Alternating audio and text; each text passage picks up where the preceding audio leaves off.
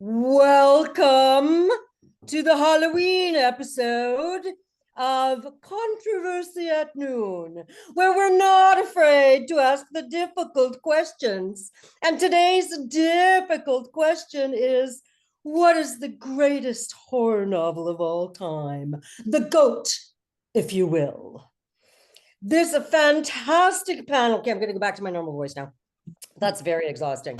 So we have a fantastic panel of horror finexy audios, however you say that, here today. And we're going to leap right in. And the first thing that I need to know from this panel is, what's your genre within the genre? What is the kind of horror that turns your scare crank? Let's hear it. Professor Jackie. Everyone, this is Professor Jackie. She's a novelist, also a professor. We can just call her Jackie, I think. Thank you, Susie. It's so nice to be here with you and Francine and Richard. This is such a lovely panel, and what a fun topic. What turns my horror crank? I think that even though I grew up reading classic horror, I think where I've landed as my favorite type of thing to both read and write is kind of a little bit horror adjacent, where it's a lot about atmosphere. I still like complex characters, but I do want the plot to move. So I think of people like Shirley Jackson or even some of Sarah Waters. I think that's my favorite thing. Although I like it all, but that's my best read. Like, I'm getting kind of a gothic vibe. Is that what you're into, the gothic? Yeah. Me too. Did you read Mexican Gothic? I did. Yes, that was a fabulous book. Okay. Yes, yes.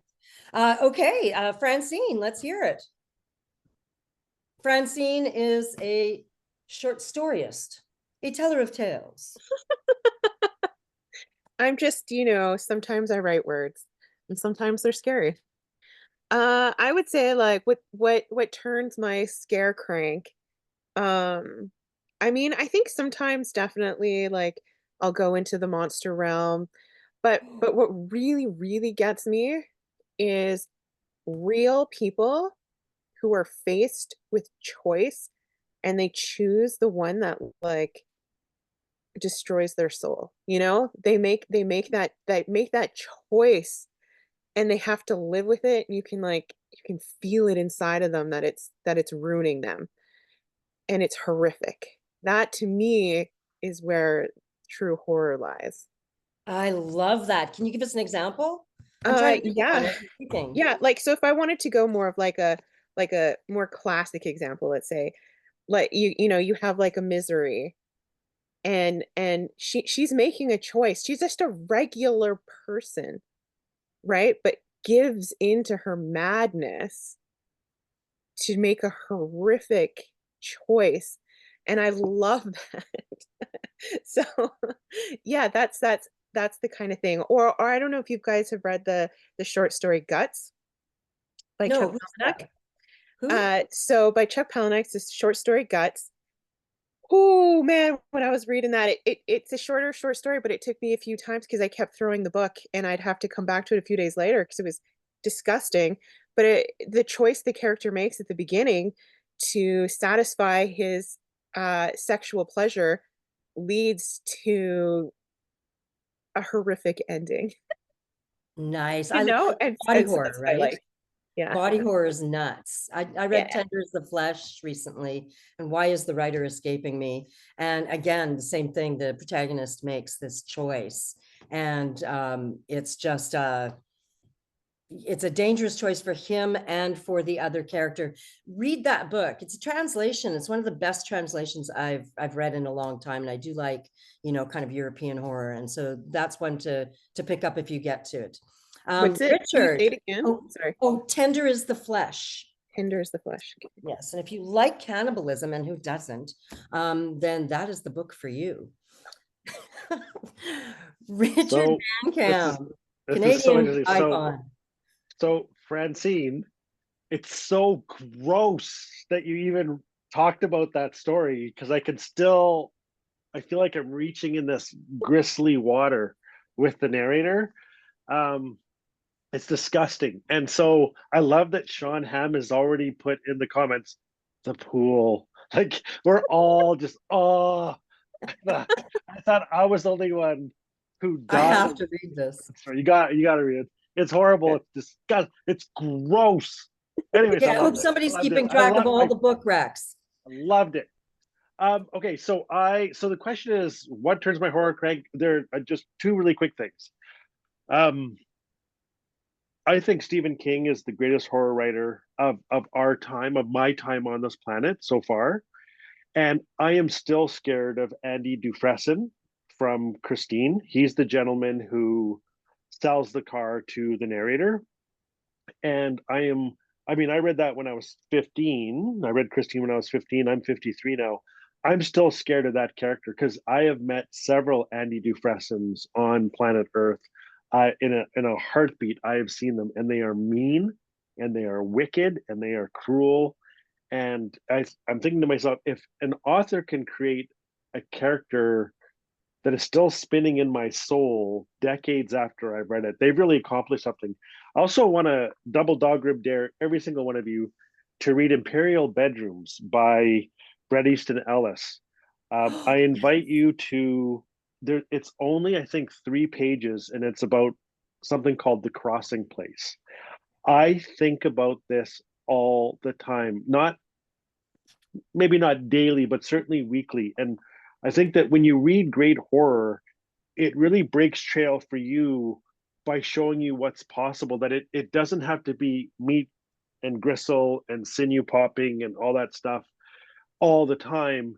You can have human, and then 3 pages of the worst, brutal, spiritual, cultural, body horror where it's absolute cruelty and depravity. And that sometimes, the less is more aspect, sometimes that can be the knife thrust through the ribs that you're just left limping for the rest of your life.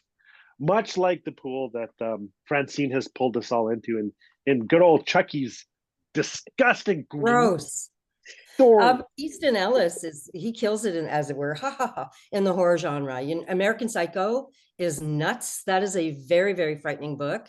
The scene where he kills the homeless guy never leaves me. And every now and then I'll see someone sitting on the street, and that's what I think about, is that moment. And it just takes you right into that story and that scene, and you almost feel like you've got blood on your own hands. He's also written a new one called Lunar Park that is getting lots of attention, that I have not read yet, even though I am a fan of his. And there's the Stephen King, agreed, probably the GOAT for our time. But think of Joyce Carol Oates and Zombie and Blonde. Yeah. Even. That was my rec. Zombie. But I was like, that's the one I'm going to recommend to everyone. Oh, that book is nuts. It's so scary. Tell us what you liked about it.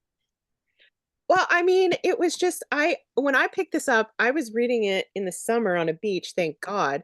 But I had never encountered a character like that before. I had never been inside the mind of a character so intimately that it chilled me to the core. And I felt like I immediately, when I put down that book, I had to try writing a character like that. I was like, I just got to give it a try. Like, I didn't even know we were allowed to do that. So I immediately wrote a short story trying to get into a character like that. And I scared myself with how dark I went. And I was like, I have the capacity, like, to think these thoughts. Like, it was kind of like, it broke me open in a really cool way, that book. I completely agree. And she can do that like nobody else. She wrote a book called Blonde. I'm sure you're all familiar with it. I've not seen the movie, so let's not talk about that. But, she depicts Marilyn Monroe or Norma Jean throughout it. And Norma Jean is clearly mentally ill and getting more and more mentally ill as the story goes on.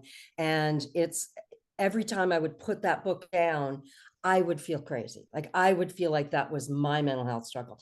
And she's a master. I just read Butcher, and she's got another new dark one coming out that I can't remember the name of. So Jackie, what's your ride or die? As a single writer?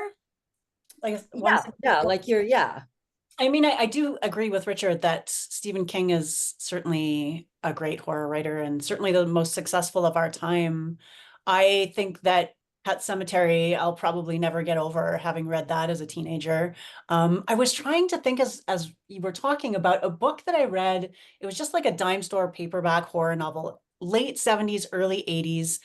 And like Cemetery, it was about a child who had died and came back. And I feel like it's called The Moon Child, or it was it still haunts me. Does anybody know it? Have you? Someone Google that, the Moon Child. Yeah, Mm. I mean, it was that so was terrifying. the 70s, late 70s, early 80s was Yeah, absolutely a golden era for so horror good. novelists. Yeah, And we lived on a farm and we'd go to the nearest town, which was Medicine Hat, maybe once a month.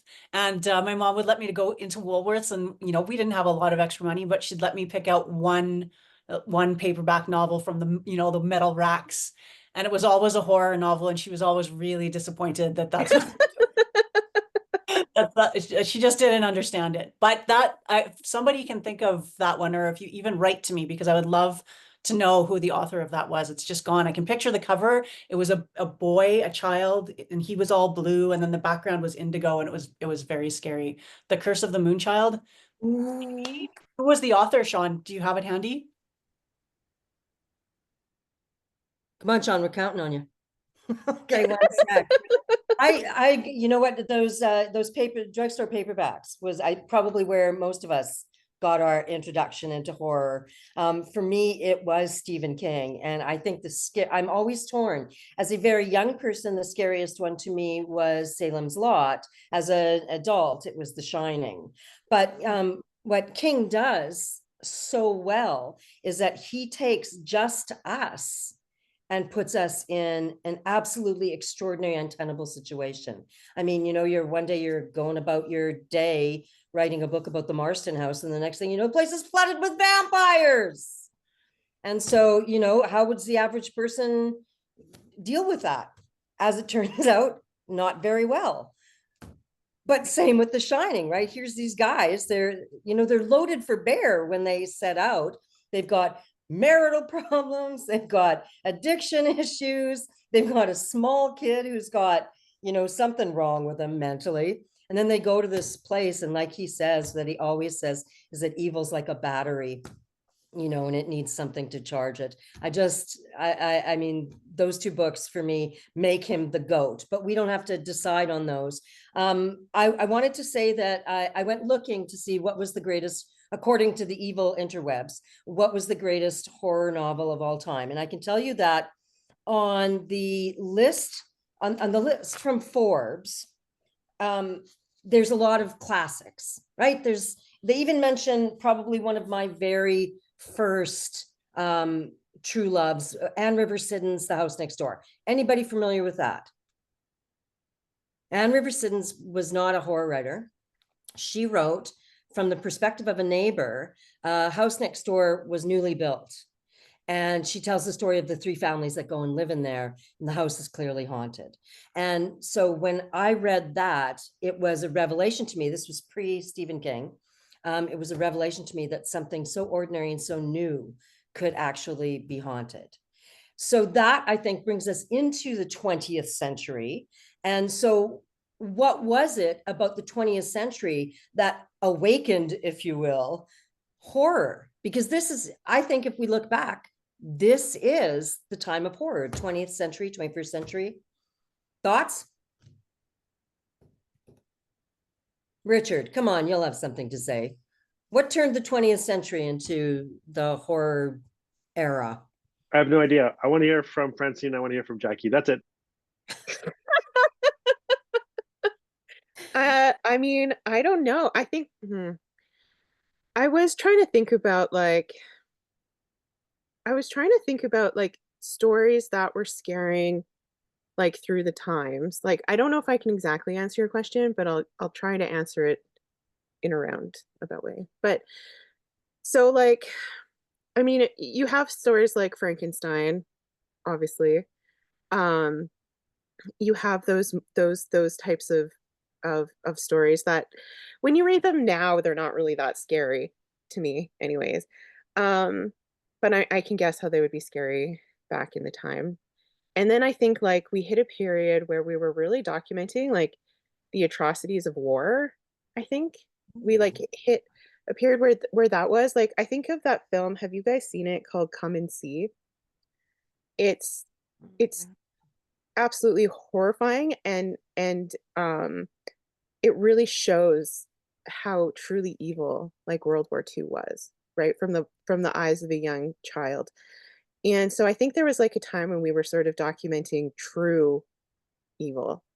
And then um and then we came to this point in literature where we could kind of go back to documenting monsters.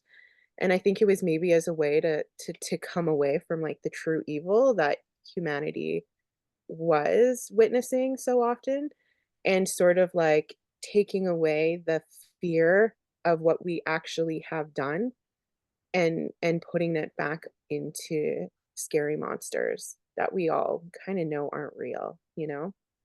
So I think it was us actually like a way to like soothe, self-soothe in a way. So that's what I can think of. And I can think like right now, uh it- the world at large is so racked with, moments of true evil still. And so I think when we turn to our books, um it's almost a way to escape the real evil, to go to this like fake evil. So that would be Well my answer. said. Well said. And I think that there is a lot of documentation about how horror reflects the time that we're living in.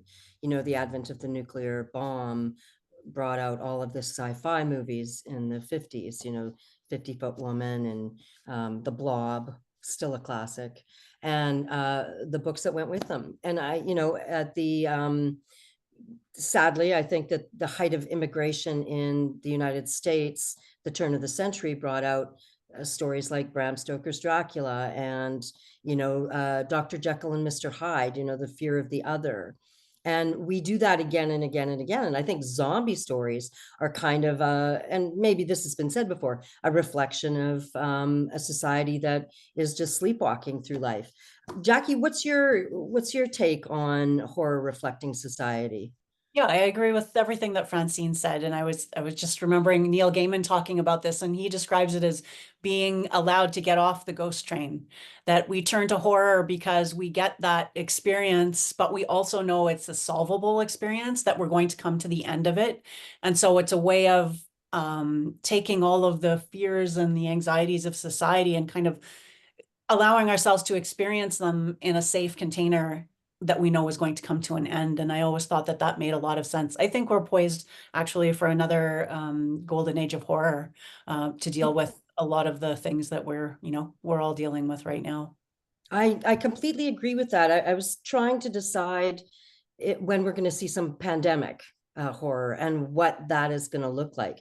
Because you guys help me out here, was there pandemic horror post 1818? Yeah, well, I think there's been like, at least there's been a ton of it in film, right? I'm talking about the first wave of Spanish flu. Oh yeah, okay, like in literature right away. Yeah, like was there, or even 10, 15 years later, see, the war happened and I feel like that wrecked everything. Because it gives you that new horror. And you're right, that was our war of atrocity. It's absolutely the worst thing humanity has done, and we've really done some terrible things. But I love this idea of reflection. Like right now, again, we're seeing satanic panic stories come out, and that was the 80s. And do we all remember at least a little bit of the 80s? Perhaps not Francine. I was born in 1984, but I've like You slept through read it. up and like I listened to this really great podcast that sort of talks about the satanic panic, and it's called You're Wrong About, and it's sort of like a Oh, look at that. Yeah, okay, so yeah, she was in the documentary, which was yes. fantastic, right? I didn't know any of those things. What was Michelle Remembers was the book from the 80s that we Yeah. all had to read. It was passed around at school like a cigarette, because that used to be what we did back in the day. And I obviously read, Michelle Remembers. Did you guys read that? I didn't read it, but I would have read it if I could have gotten my hands on a copy of it. Was it debunked? Wasn't it debunked? Yes, over and over and over again. Yeah. But not when it came out, which is when most of us read it. And that was right at the height of the Satanic Panic. It came out about 87, I want to say.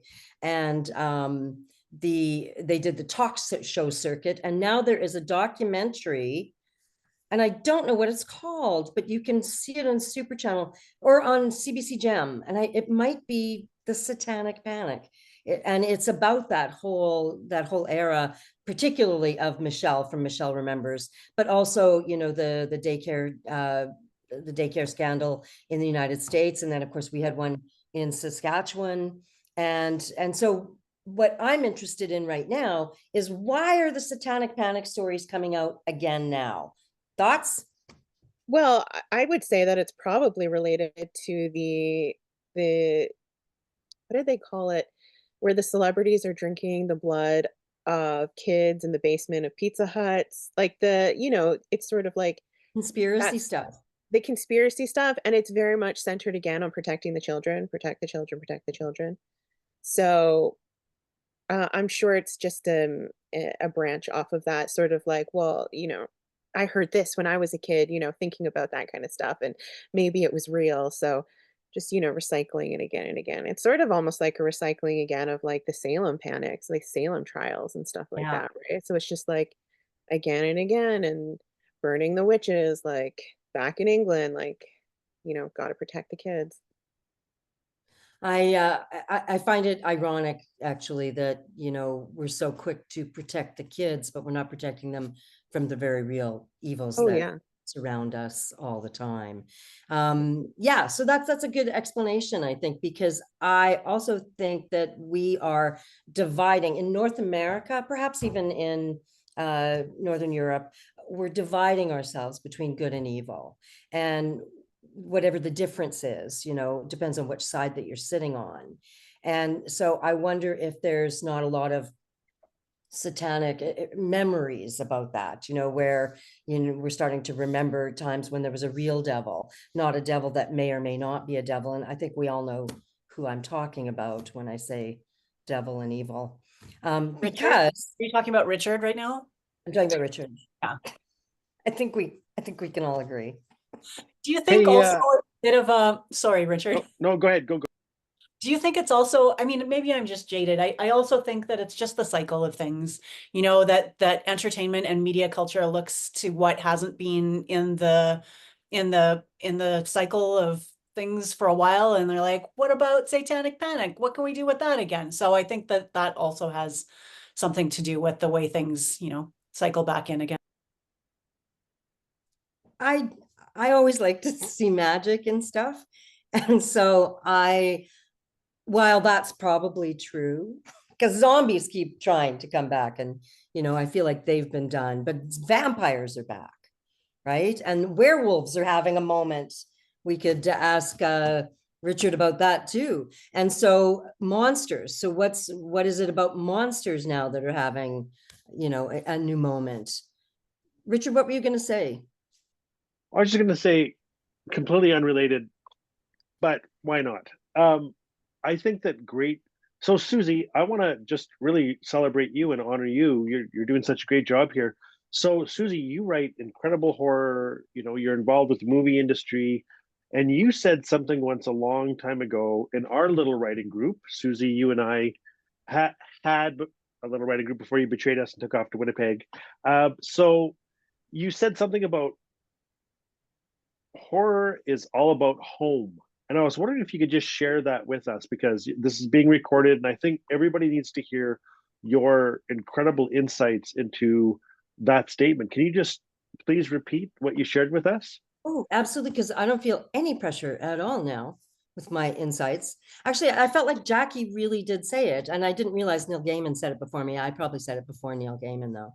But horror is absolutely all about going home, right? You to whatever home means to you, because you're out there in the world and you're fighting your monsters, whether they're real or imagined or inside your head or surrounding your house. You're fighting your monsters, and it's all about that moment when you can go back to safety. You know, horror gives us something, home gives us something to fight for, something to live for, something to get back to. And so whenever I'm writing something, that's what I think about. I think about, what is the thing that will make you crave home most?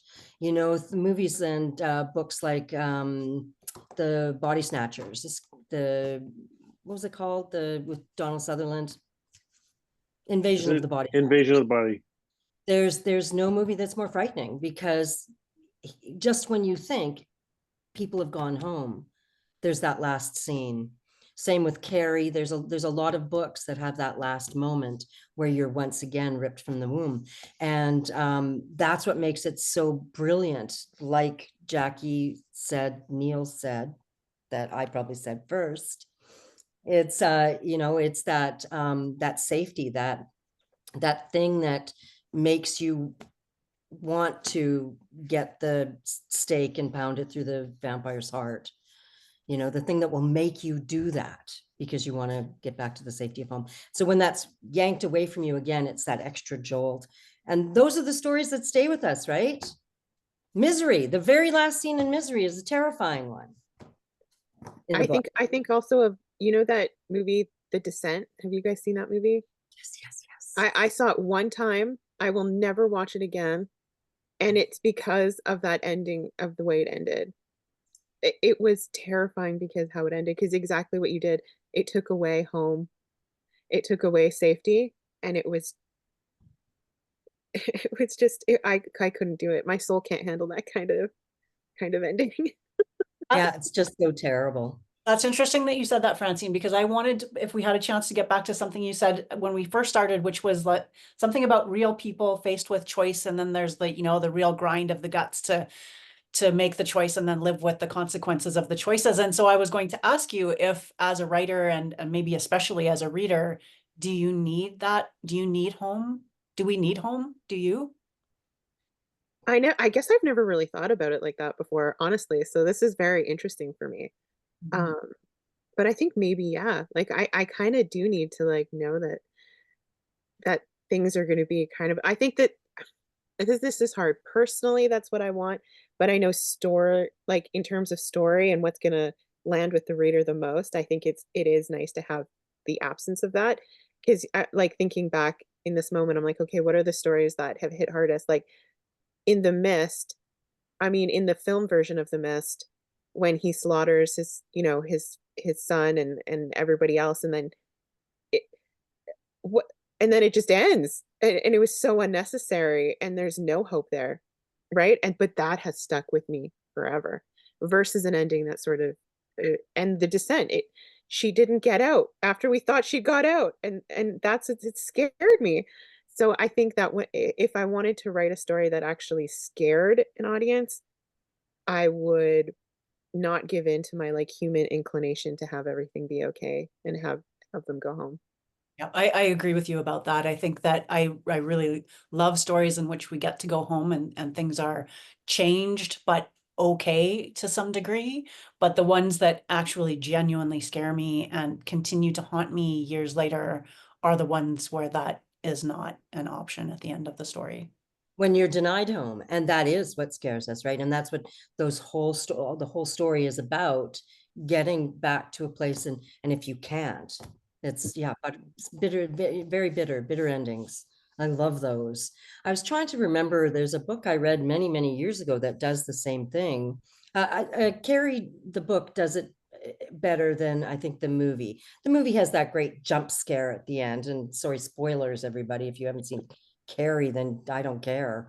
When the hand comes out, you know, that's a great jump scare. But I think in the book, it's just that her presence is right there in the rubble of the house. Now I can't remember, it's been so many years since I read it, but it's more frightening somehow because it's an agreed upon idea in the book. The whole neighborhood knows that this presence is never going to go away, and they're, and so yes, everything's scarier when you think you can't really defeat it. Yeah, I think that it's like, I think I think we should talk a little bit about like the campy slasher.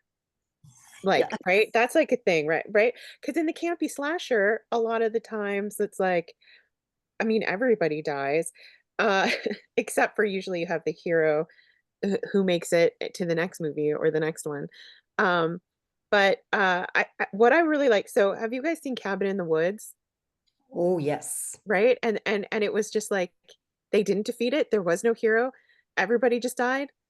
And the monsters were allowed to rise. And I think for me, that's my favorite slasher because it subverted that in such a huge, huge way, in a way that would be done in like that more classic, actual scary horror way, but done in a very comedic way. And because I love a good slasher, I'm there for it. Because I like to laugh too. I think good horror also has like a lot of humor in it, and that's like more the vein that I go in my writing. Um, but yeah, I don't know. I just wanted to bring up that whole genre as a thing. No, for sure. And you know what? The books of the early 80s were very violent. That's what they were about. And King himself has said, if you can, scare them. If you can't, gross them out.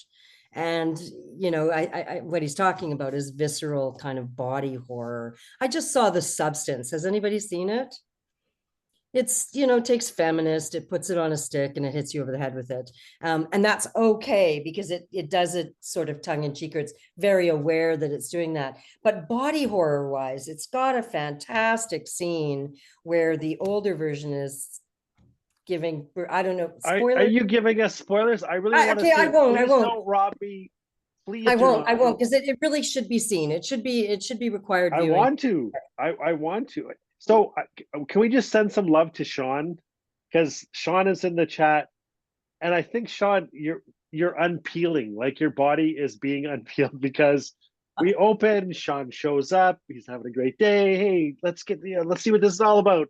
And then Francine opens with the Chuck story, and the first comment is the pool. Oh, I can feel it. So let's just scroll down a little bit, and then Sean. So we're ruining poor Sean's day. So we're talking about the descent was great, Sean. Oh God, that ending. So Sean, we're sending you love, nothing but love, love, love, even more love, sparkly love. Yeah, and the ending of Sleepaway Camp, I think about all the time. So growing up in Fort Smith, Northwest Territories in the 70s and the 80s, I think we were pirating every station in the whole wide world. So we had Super Channel, Movie Channel, the new TNN. And so we were watching Friday the 13th and Freddy and Sleepaway Camp and Humanoids from the Deep and Tin Drum and just everything, right? So you're 7, right? And you're watching this because it's just on, right? The 24-hour clock, they didn't care. It was just everything was on. So I think to this day, everyone like me who's 53, we have a pop culture shared vocabulary, a shared inheritance. So I can say, what about the ending of Sleepaway Camp? And people are just like, dude, I think about it all the time, right? Or, the ending of Pet Sematary, or fill in the blank of everything. But I just want to say that I think that great horror crosses lines, especially as writers, creators of horror. We have to cross lines, and we have to cross lines that have never been crossed before. And I think about Drew Hayden Taylor's novel, The Night Wanderer. It's a vampire novel. And when I finished it, of everything he's written, that's my favorite. And I remember just being able to say on tour, how did you do it? How? Tell me. And he just said, and I don't want to speak for Drew, but I will say this because I think it just benefits everyone who's going to see this. And I really want to honor Drew. And he knows I hyperventilate thinking about the novel all the time, but he said he read everything he could in that particular genre, and he hadn't seen the moment that he brings in the first chapter when the vampire shows up at Tiffany Hunter's house. He'd never seen what happens between these two in anything he'd ever written, anything he'd ever watched. And he brought something new to the genre. So anyone who wants to write horror, you're going to have to cross lines. You're going to have to read what's out there in that genre and think, what am I bringing to the table that the world has never seen yet? And I think that great horror, like, Imperial Bedrooms by Bret Easton Ellis, those 3 pages about the crossing place, which will haunt me forever. Well done, bravo. I think also great horror is about planting seeds about what could possibly happen to your own family. So I was rereading Lynn Cody's Watching You Without Me, and no spoilers, but the premise is that narrator is a very successful lawyer in Toronto. Her mother passes, and the narrator's sister has her challenges. And she goes back thinking, well, now that mom's gone, I'll just put my sister in a home that can take care of her. Everything's okay. I've got money. I've got the time. I'll be back in 2 weeks. And what she realizes is that a home care aide that was assigned to the mother's house before she passed to take care of the mom and the sister has absolutely infected and poisoned that life. And so she's walked into a mystery. And I think that Lynn Cody, just to honor her, really stumbled on our greatest fear as the sandwich generation, because as our parents live longer, right, we are that generation that we have to end up taking care of our parents. That the genius of Watching You Without Me by Lynn Cody is that this could happen to all of us. A home care worker could come in and vampire and infect our most vulnerable, and that's the beauty. So I think that Lynn plants the seed in every reader, like, who's taking care of my parents if I'm not going to? Can they be trusted? It's brilliant. I hope you read it. I'm reading that one. That sounds fantastic. I'm going through that myself. I think that there is a fear in everyone sort of around our age, and Francine, eventually you'll get here too, where you will have to take care of parents, and there is an element of body horror to that.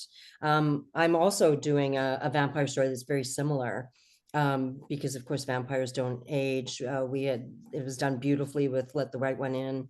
And so I'm doing a similar one, historical. It's not so much a scary one, but yeah, like everyday life actually feeds our stories. Isn't everyday life just kind of like a series of seeds? I feel like we're getting a little bit away from our big bad question, though.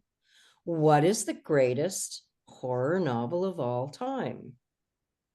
So I thought I'd read you some of the list from Forbes. So this is what Forbes considers, wrongly, to be the top 10.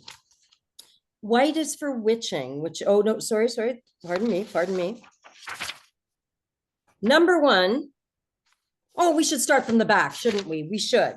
10, Something Wicked This Way Comes, Ray Bradbury. It's classic. Everybody read it? I don't know if it's scary. It's scary when you're 10, though. The House Across the Lake by Riley Sager. I do not know this book, but it's literary, and I think that it's got an alcoholic actress in it, so you can't go wrong there. I just finished it, Susie. Oh, how is it? I just read 3/4 of it. And you did.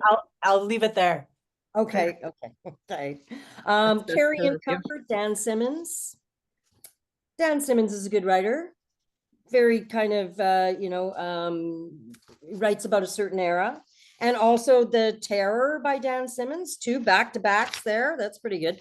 Dracula, Bram Stoker, number 6.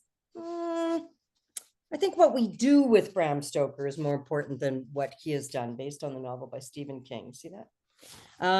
Ghost Story, Peter Straub, very scary, very scary. The Strangler by William Landay, 2007. I do not know that book, but it is a mystery thriller based on the real Boston Strangler story. Number 3, It by Stephen King. Everybody's so scared of that book. That one didn't scare me very much. Oh, number 2, and this is where I think we're getting wrong. We're getting in the weeds here. It's Frankenstein. Now, the idea of it's scary, right? Creating life from nothing.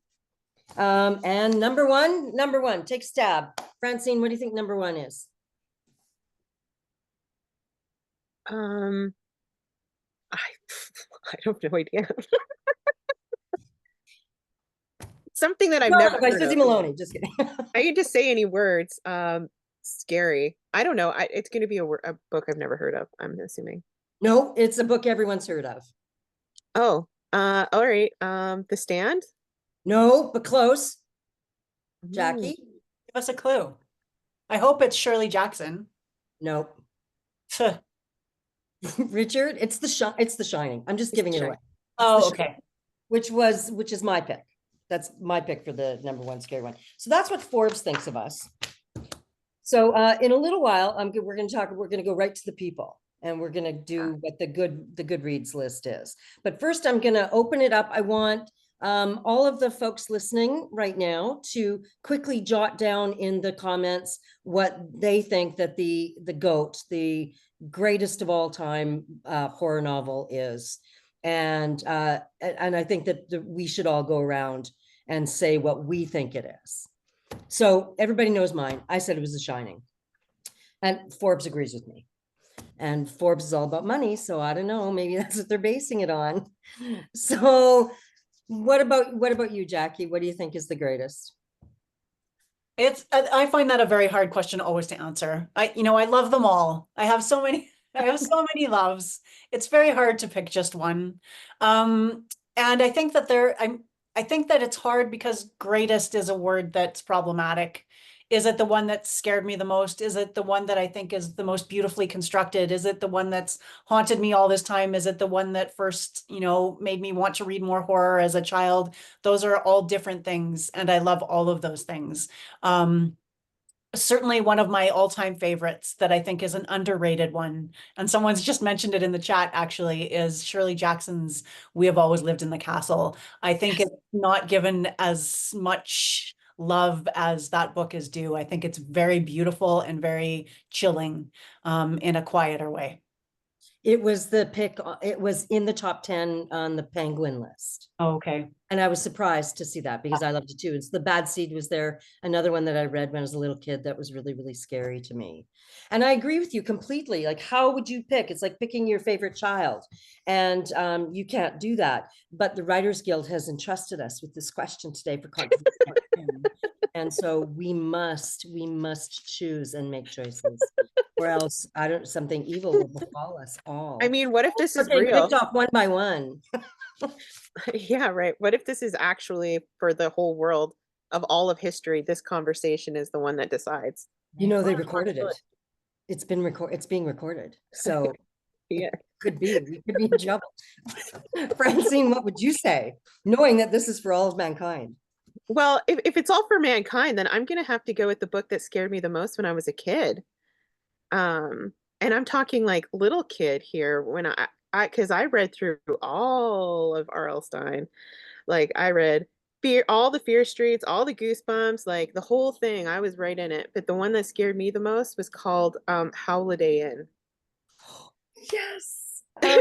Binocular people, right? James Howe. Binocular people, yeah. So if you're in it, when I was a kid, man, I was shaking and I was like, what's happening? And Chester and Howard, and I was up all night until my eyes were basically bleeding. Like I needed to know. So I'm just gonna have to go with that for all time. I'm sorry. Absolutely. Binocular was one of my favorite books. Oh my gosh. I read them all to my kids. I also read them Animal Farm, which they found scarier. That's a good pick, James Howe. Richard, what's your call? For the scariest book of all time? Yes.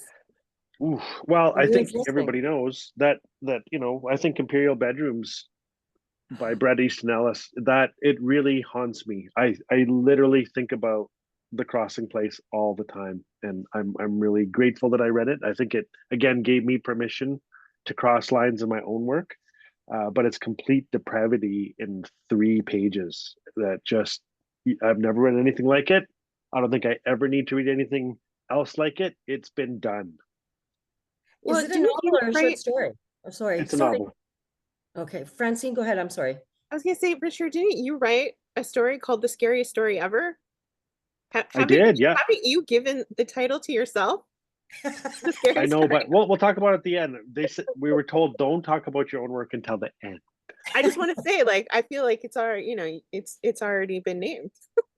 I mean, Well, if we're bless going you to and talk thank you. about stuff that scared us really badly, like my little one was terrified by the hungry caterpillar.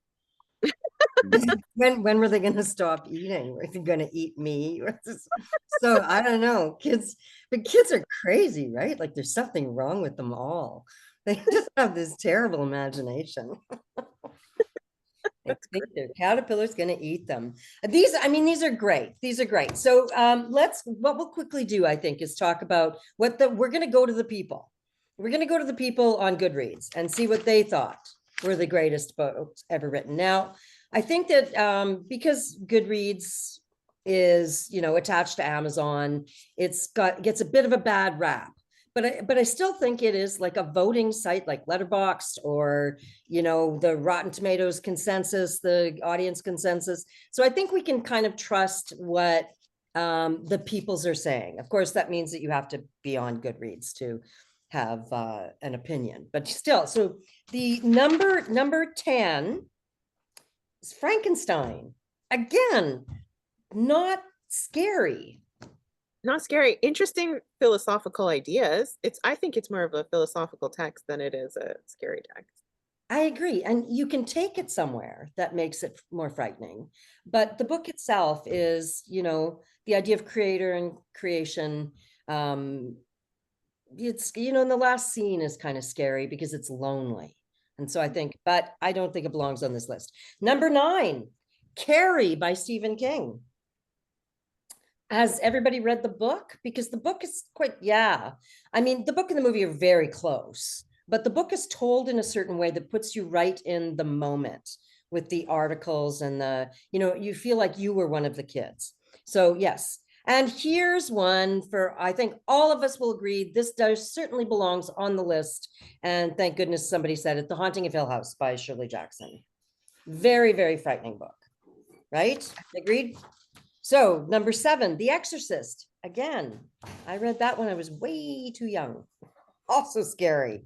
Number 6, Misery. Yes.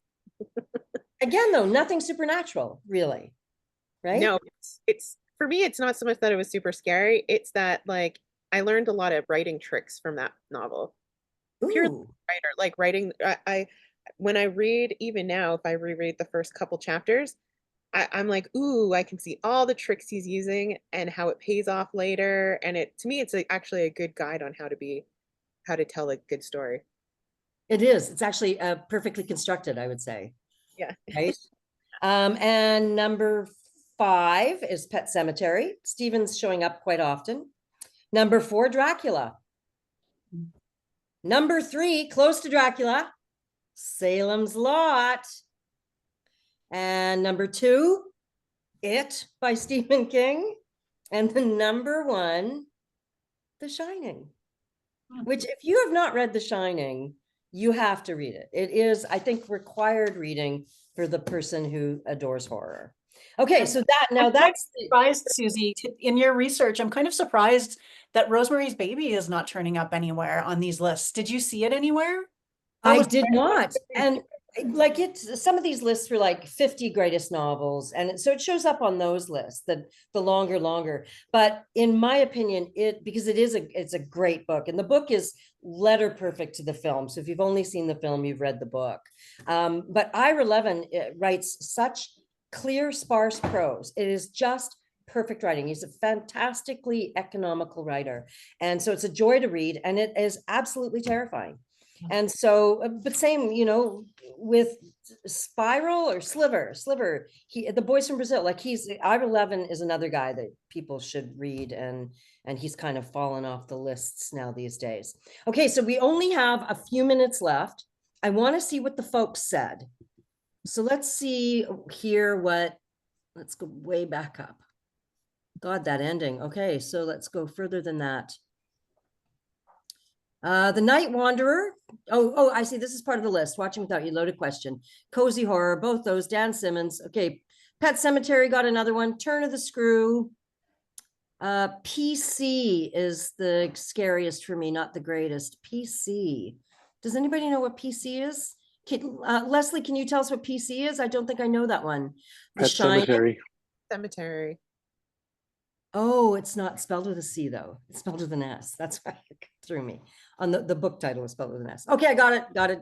Leslie. A book named Bella that I read as a kid. It was so scary. A creepy doll found in an abandoned house. Okay, that's too scary for kids. Can't pick. British naval Arctic indigenous horror, then The Terror, hands down. Again, another Dan Simmons book.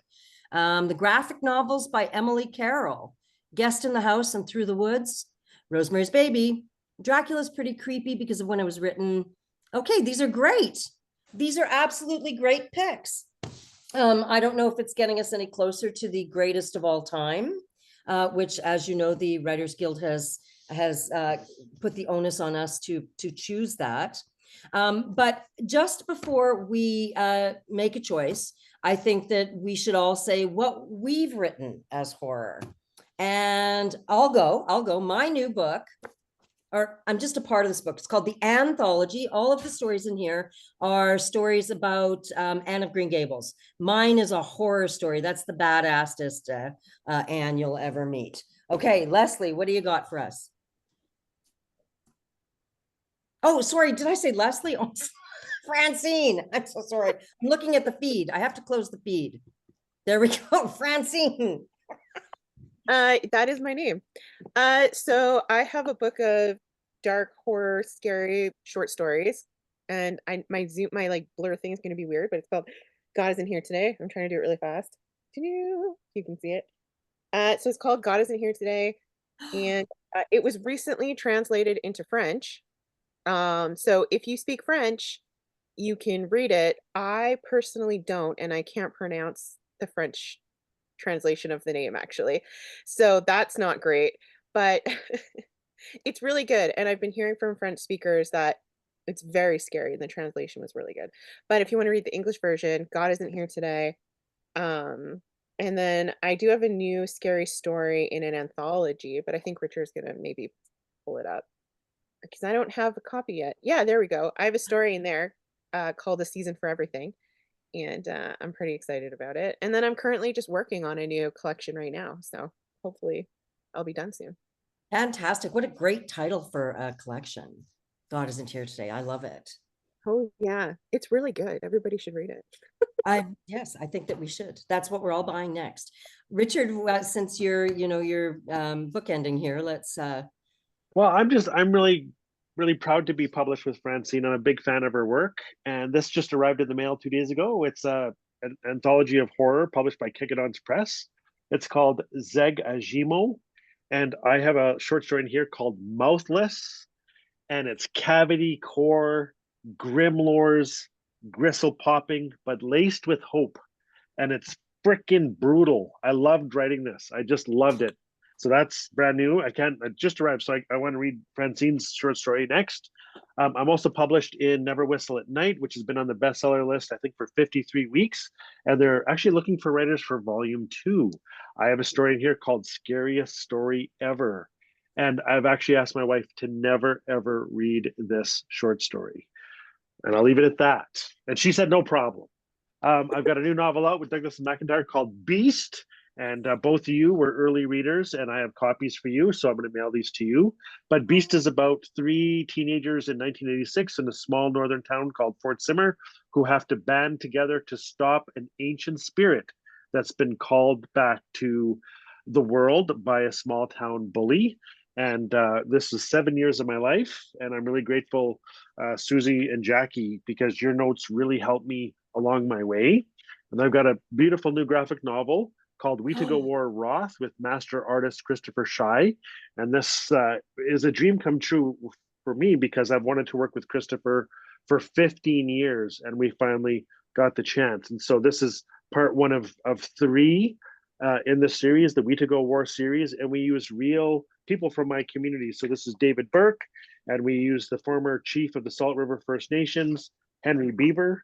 I could go on and on. I don't want to take too much time, but I'll just show you really quickly what we're dealing with here. So this is about a gentleman, oh God, I keep grabbing the wrong pages, who is a professional child finder. He's been accredited to returning over 500 children who were lost or stolen. And the We To Go have returned. They've been dug up by big oil industry. and with them they are bringing their own medicines and their own ways. And so the Wetago are ancient spirits that the more you, if you're ever infected with a bite or through a curse and you turn Wetago, the more you eat, the hungrier you become. So this is up to Ross, the child finder, who's been bit by a Wetago. But luckily, when he's bit, he's holding rat root, which is, this is rat root right here. It's one of our most powerful medicines. And so because Ross is bit while holding rat root, he doesn't turn full Wetago, and he's able to understand what they want. And so he and a bunch of inmates who have escaped a Wetago attack have to band together and form a treaty. And the convicts say, if you don't kill us and release us from our handcuffs, we can go to Edmonton, we can go to the city and get your wife and daughter. You just can't kill us. And so they have to make an uneasy alliance. And so we're really proud of it. It's a dream come true for me. So it's lovely to write horror. It's also a real joy to work with you know, a master like Christopher Shy and really show what horror, real horror looks like. Like I'm in awe, and I'm sorry the light isn't great, but I'll show you just one little panel, and then I want to hear what everybody else has to say. So this is a little boy seeing a bear that the Wetago have called back, and I love it. It's dark, it's beautiful, it's ferocious, but again, laced with hope, always laced. And I can't wait for you to see what books 2 and 3 are going to look like. So Just gorgeous. That's just gorgeous. thank you. Oh, I love a graphic novel. Jackie, what about you? Well, I just wanted to say I've read part of Beast and I'm looking forward to reading the rest of it. And Mouthless was a great story. I've read that and love the title.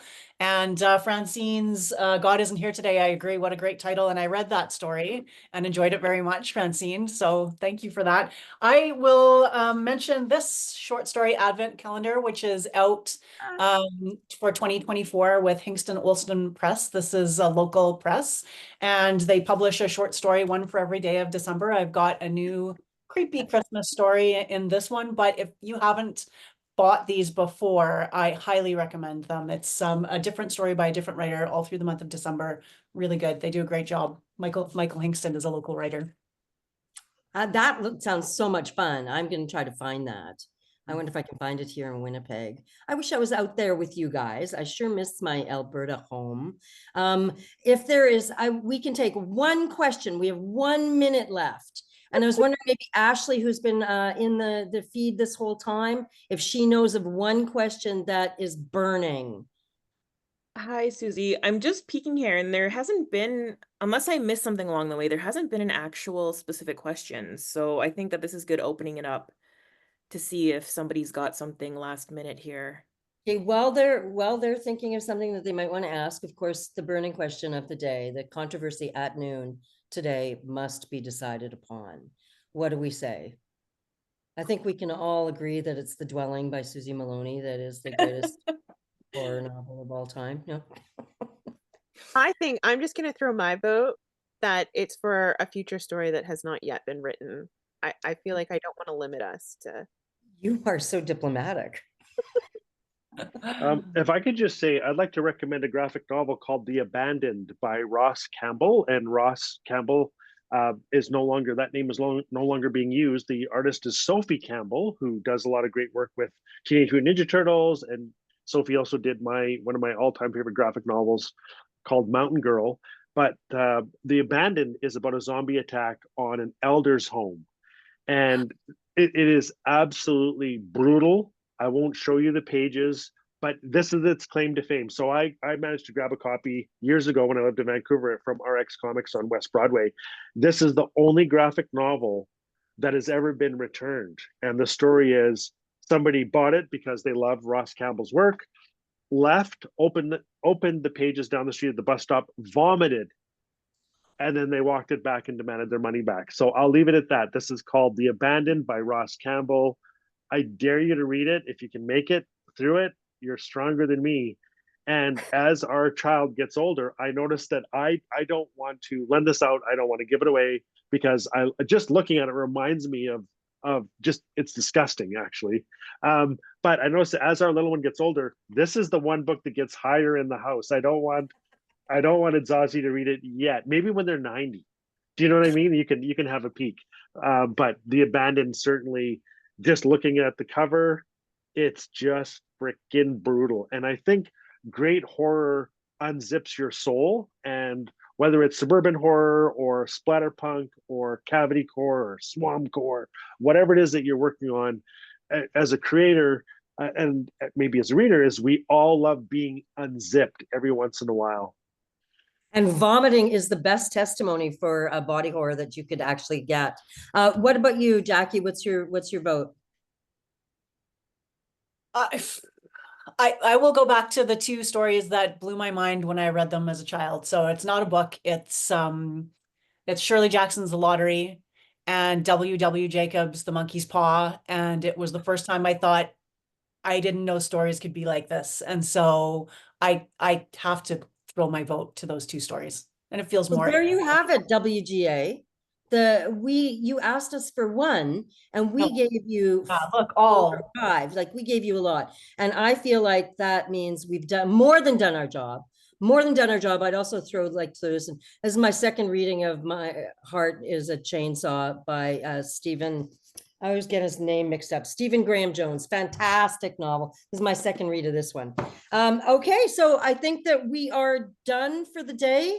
We had Sean Ham has a question. Do we have time to let Sean, did you? question? Because he's really borne a lot this session. Sean, we love you, brother. What's the question? Hello, can you guys hear me? Yeah. Oh, okay, cool. Actually, no, it's more of a comment and a throwback to Susie. You were talking before about what would be like a pre-pandemic horror story. Do with that? Yeah. So the only one that comes to mind that would kind of fit the bill, I think, is Mask of the Red Death, in terms of actually, making a horror out of virology. But then we don't really actually get germ theory making big advances until about 1901-ish.